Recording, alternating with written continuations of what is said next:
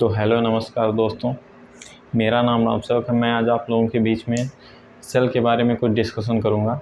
तो चलिए आज आइए देखते हैं कि सेल क्या होती है। सेल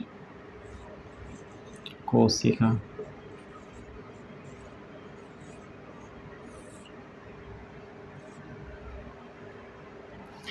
तो सबसे पहले हम जानेंगे कि सेल की खोज हुई कैसे, सेल की खोज किसने की। तो सबसे पहले आता है खोज। अगर जो खोज की बात हम करें तो सबसे पहले नाम आता है रॉबर्ट हुक साहब का। रॉबर्ट हुक साहब का नाम आता है, जिन्होंने नॉन लिविंग सेल की खोज की। ये सेल तो इन्होंने देखी बट वो क्या थी, नॉन लिविंग थी। इन्होंने क्या किया, अपने द्वारा बनाए हुए माइक्रोस्कोप की हेल्प से इन्होंने एक कार्क की सेल देखी अपने माइक्रोस्कोप में। तो इन्होंने मधुमक्खी के छत्ते की आकार की उसको अपने माइक्रोस्कोप की हेल्प से देखा, जिसको देखने के बाद इन्होंने उसमें पाया कि कुछ ऐसी संरचनाएं दिख रही हैं जैसे मधुमक्खी का छत्ता। तो पहली बात, इन्होंने नॉन लिविंग सेल की खोज थी। तो लिविंग सेल की खोज किसने की? लिविंग सेल की खोज जो की वो हमारे थे sir Antony von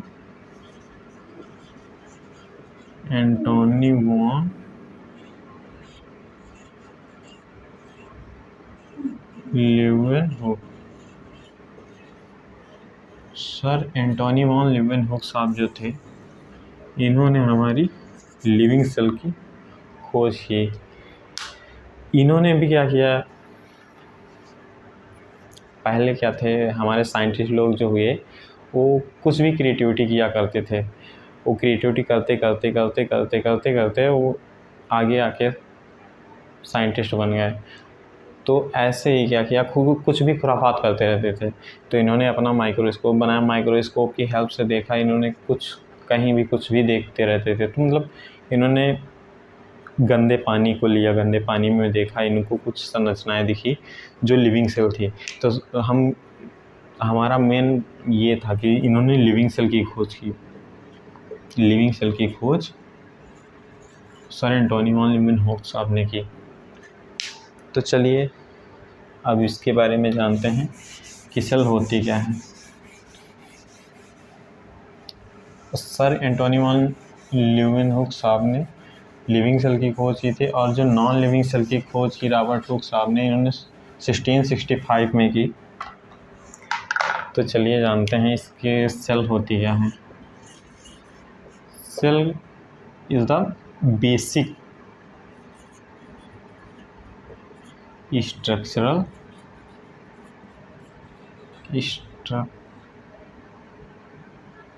structural and functional unit of life। तो पहला वर्ड आया स्ट्रक्चरल।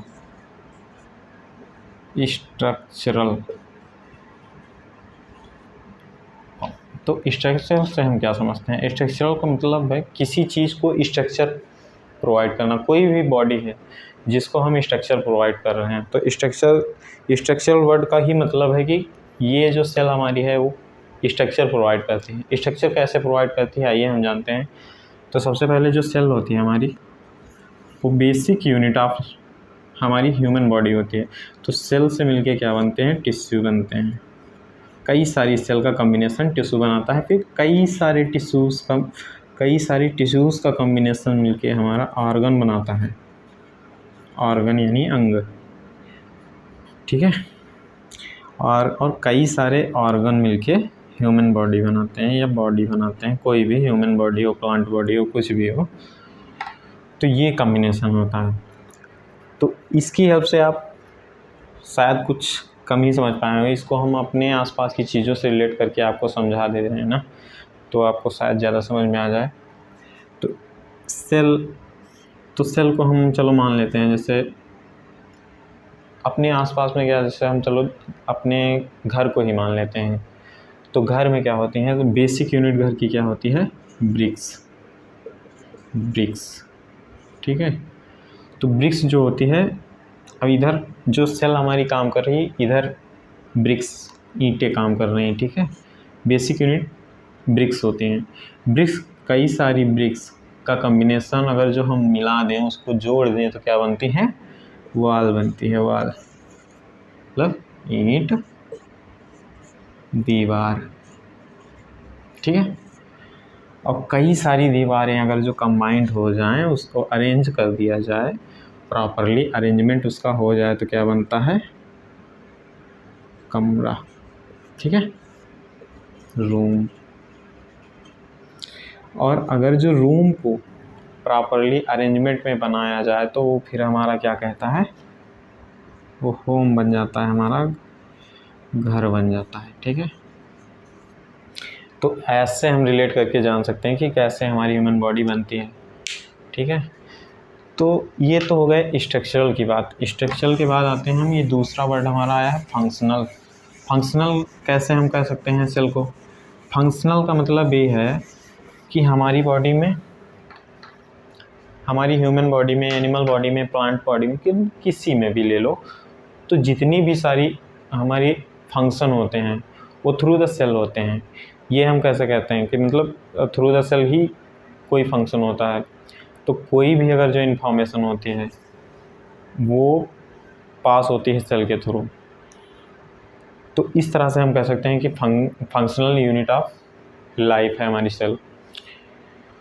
ठीक है, तो सेल, ये तो हो गई हमारी डेफिनेशन कि सेल की डेफिनेशन क्या है, सेल होती क्या है।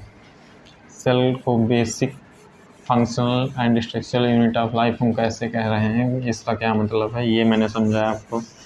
अब चलिए जानते हैं अब इसके बारे में कि सेल होती क्या है, सेल कैसी दिखती है हमें माइक्रोस्कोप में अगर जो हम देखते हैं। तो सबसे पहले इसके बारे में थोड़ा सा ब्रीफली जान लेते हैं कि सबसे छोटी जो सेल होती है, अगर जो हम वर्ल्ड में सबसे छोटी चीज़ देखें तो वो माइकोप्लाज्मा की होती है। माइकोप्लाज्मा जो कि एक बैक्टीरिया होता है, इसकी रेंज 0.2 माइक्रोमीटर से लेकर 0.3 माइक्रोमीटर तक होती है। ठीक है जी, और इसको इसकी सब स्पीशीज़ होती है, माइकोप्लाज्मा गैलिप्सेप्टिकम करके होता है इसका नाम। तो ये हमारा बैक्टीरिया होता है जो सबसे छोटा होता है। ठीक है, और अगर जो सबसे बड़ा देखा जाए तो क्या होता है, शुतुरमुर्ग का जो अंडा होता है वो सबसे बड़ा पाया जाता है वर्ल्ड में।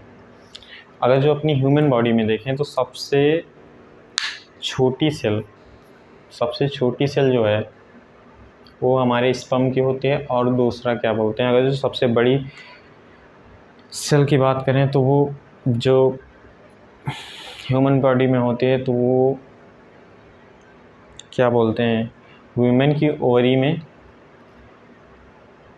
जो सेल होती है वो सबसे बड़ी सेल होती है ह्यूमन बॉडी में। ठीक है, और क्या होता है, तो चलिए अब जानते हैं हम थोड़ा सा कि सेल होती कैसी है, सेल का काम कैसा है, क्या क्या करता है। ठीक है, ये जो सरफेस हमने आउटर सरफेस बनाई, ठीक है, ये सेल मेम्ब्रेन है, इसको हम नाम देते हैं सेल मेम्ब्रेन। इसके अंदर कई सारे, सेल के अंदर भी कई सारे पार्ट होते हैं। ये अपने आप में तो बहुत छोटी होते हैं, बस इसके अंदर भी इसके कई सारे पार्ट होते हैं। तो सबसे पहले सेल के अंदर होता है न्यूक्लियस, जो कि कुछ ऐसा होता है, इसके अंदर डीएनए होता है। ये हो गया न्यूक्लियस। न्यूक्लियस के चारों तरफ राइबोसोम होते हैं, राइबोसोम, और न्यूक्लियस से सटा हुआ कुछ ऐसी संरचना का हमारा ER होता है, यानी एंडोप्लाज्मिक रेटिकुलम होता है हमारा। ठीक है जी, ये हो गया हमारा एंडोप्लाज्मिक रेटिकुलम। इसकी पास वाली सरफेस पे ये यहाँ पे, ठीक है, यहाँ पे हमारे राइबोसोम पाए जाते हैं। तो ये जहाँ पे हमारे राइबोसोम होते हैं ये रफ एंडोप्लाज्मिक रेटिकुलम होता है, रफ ईआर। और जहाँ पे स्मूथ होता है इसको हम स्मूथ ईआर बोलते हैं, यानी स्मूथ एंडोप्लाज्मिक रेटिकुलम होता है। ठीक है। अब इसके पास में क्या होता है हमारा, इसके पास में कुछ ऐसी संरचना का हमारा गाल्जी बॉडी या गाल्जी अपैरेट्स, जिसको हम हिंदी में गाल्जी काय कहते हैं। ठीक है जी। तो ये हमारा होता है गाल्जी बॉडी।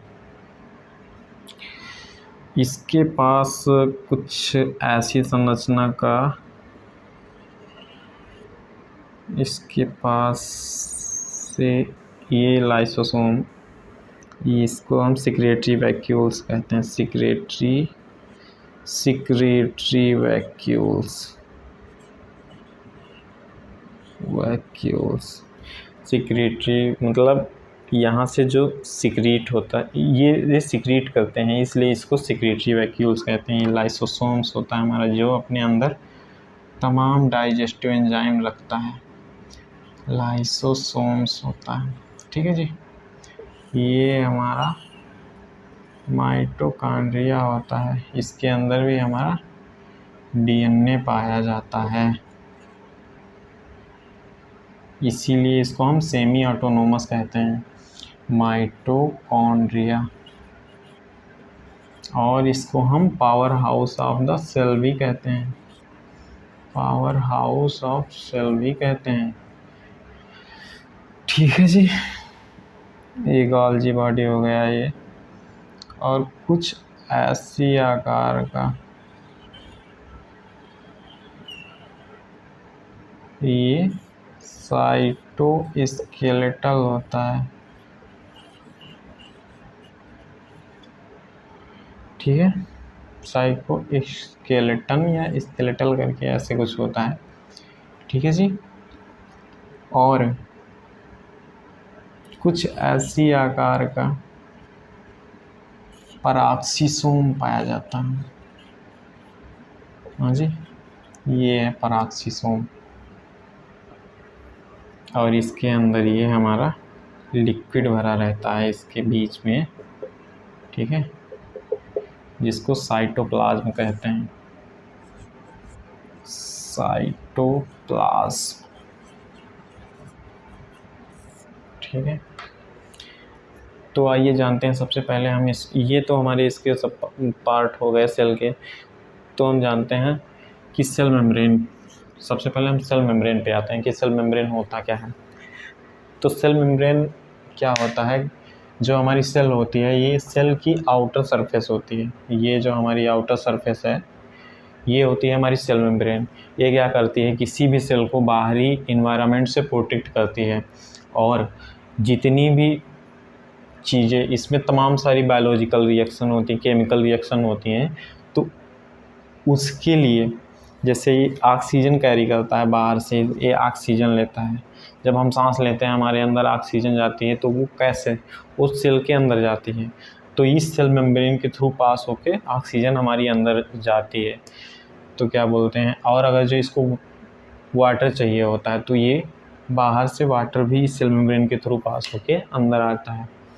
तो इसके सेल मेम्ब्रेन के फंक्शन ये हैं। और सेल मेम्ब्रेन कैसी होती है, ये फास्फोलिपिड की बनी होती है। फास्फोलिपिड मतलब फास्फेट और लिपिड।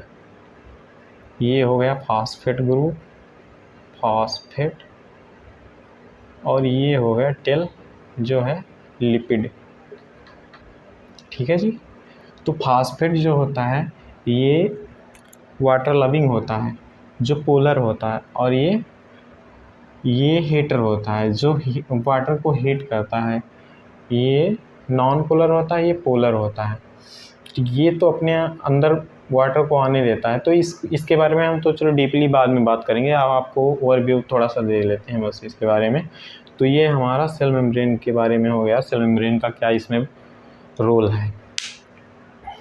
फिर दूसरी बात क्या बोलते हैं, सेल मेम्ब्रेन के बाद हम आते हैं, सेल मेम्ब्रेन के बाद हम आते हैं इसके अंदर देखते हैं न्यूक्लियस। न्यूक्लियस न्यूक्लियस के पास होता है डीएनए। डीएनए ब्रेक डाउन होके कन्वर्ट होता है एमआरएनए में through the process of transcription. Okay, तो ट्रांसक्रिप्शन के थ्रू ये एमआरएनए में कन्वर्ट होता है और एमआरएनए राइबोसोम से जाके मतलब एमआरएनए समथिंग लाइक दिस, ठीक है, और ये राइबोसोम से जाके बाउंड हो जाता है। फिर ये प्रोटीन सिंथेसिस करता है। प्रोटीन सिंथेसिस करने के बारे में क्या करता है, ये प्रोटीन जो होती है हमारी, जिसके थ्रू कुछ तो इसके पास जाते हैं, कुछ मतलब यहाँ भी प्रोटीन सिंथेसिस होती है एंडोप्लाज्मिक रेटिकुलम के अंदर, जो हमारा रफ एंडोप्लाज्मिक रेटिकुलम होता है इसके अंदर भी प्रोटीन सिंथेसिस होती है, और इसके बाहरी सरफेस भी ये रिलीज करता है ना, एमआरएनए टूट के बाहर भी आता है, तो यहाँ भी प्रोटीन सिंथेसिस होती है, पूरी सेल में भी होती है ना। तो जो ये रफ एंडोप्लाज्मिक रेटिकुलम के अंदर जो प्रोटीन सिंथेसिस होती है, ये क्या करता है, पास कर देता है अपने अंदर से ये जो हमारी प्रोटीन सिंथेसिस यहाँ से हुई, ये इसको पास कर देगा गाल्जी अपैरेटस को। गाल्जी अपैरेटस इस पे फिर काम करता है। गाल्जी अपैरेटस का क्या काम है, इसने इसको यहाँ से लिया, फिर इसने ये बल्क फॉर्म में देता है इसको प्रोटीन, फिर ये इसको क्या करेगा, इसको प्रोसेसिंग करेगा, इसको ब्रेक डाउन करेगा, इसको सॉर्ट करेगा कि कौन सा प्रोटीन कहाँ पे भेजना है, कहाँ पे रिक्वायरमेंट है। तो इसके लिए यहाँ पे इसकी प्रोसेसिंग होगी और प्रोटीन को पैक करेगा। तो पैक करने के बाद में प्रोटीन को वेसिकल्स के थ्रू ये रिलीज कर देता है, ये सिक्रेट कर देता है। इसीलिए इनका नाम सेक्रेटरी वेसिकल्स है। सॉरी यार, ये वेसिकल्स है, सेक्रेटरी सेक्रेटरी वेसिकल्स, ठीक है जी। तो सेक्रेटरी वेसिकल, इनको इन्हीं को सेक्रेटरी वेसिकल्स इसलिए बोलते हैं ताकि ये जो प्रोटीन सिंथेसिस हमारी हुई, प्रोटीन सिंथेसिस करने के बाद में प्रोटीन जो हमारी बनी वो एंजाइम के फॉर्म में इनमें स्टोर होकर फिर ये सिक्रीट करता है। जैसे ये लाइसोसोम को भी हम ये सेक्रेटरी वेसिकल्स मान लेते हैं। जैसे ये रिलीज हो गया यहाँ से और इसके अंदर तमाम सारे डाइजेस्टिव एंजाइम हैं, तो इसका फंक्शन, रफ एंडोप्लाज्मिक रेटिकुलम का फंक्शन आपको समझ में आया कि ये प्रोटीन सिंथेसिस करता है। बट स्मूथ एंडोप्लाज्मिक रेटिकुलम जो है, इसका फंक्शन क्या है, तो ये हम जानते हैं कि ये जो है स्मूथ से ही हमें पता चलता है कि ये कुछ स्मूथ प्रोडक्ट देगा, मतलब इसका जो प्रोडक्ट होगा स्मूथ होगा। यहाँ रफ है तो ये चलो ये तो बात अलग है, बट स्मूथ से हम समझ जाएंगे कि ये क्या देगा, ये बनाएगा लिपिड,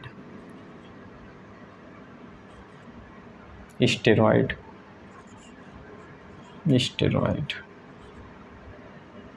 ठीक है जी, इसका फंक्शन ये होता है, लिपिड बनाएगा, स्टेरॉइड बनाएगा। जैसे स्मूथ होंगे जो हमारे प्रोडक्ट, जैसे स्पर्म वगैरह होता है ना, तो उनको ये स्मूथ एंडोप्लाज्मिक रेटिकुलम बनाता है।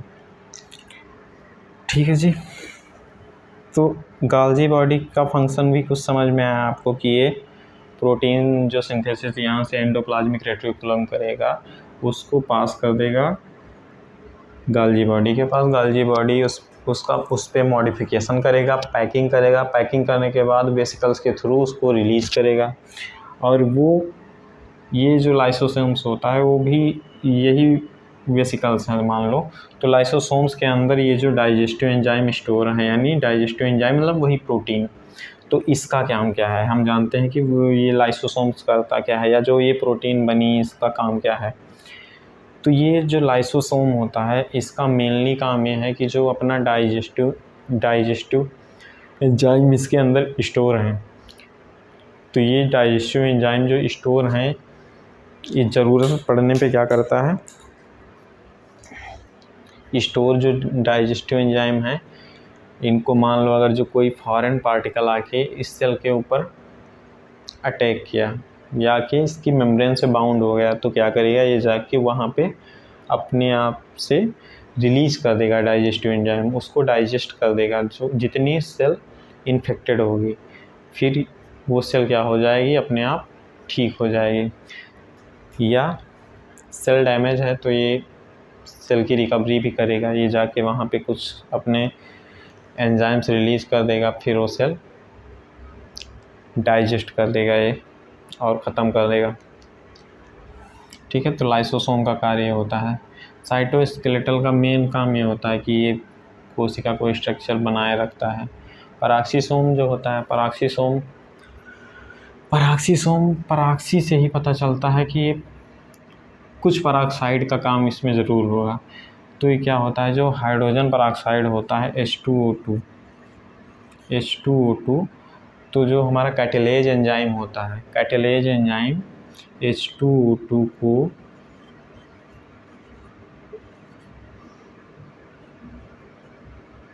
H2O प्लस O2 2 4 6, हाँ, तो जल और ऑक्सीजन के फॉर्म में तोड़ देता है, इसका काम ये होता है। तो जैसे हाइड्रोजन पराक्साइड जो होता है, ये गैस जो होती है हमारी, इसको ब्रेक डाउन कर देता है कौन, कैटेलेज एंजाइम। कैटेलेज एंजाइम के थ्रू जो जल और ऑक्सीजन दोनों में तोड़ेगा, ये हमारी दोनों सेल फिर से इसको यूटिलाइज कर लेगी। ठीक है, फिर आता है हमारा माइटोकांड्रिया।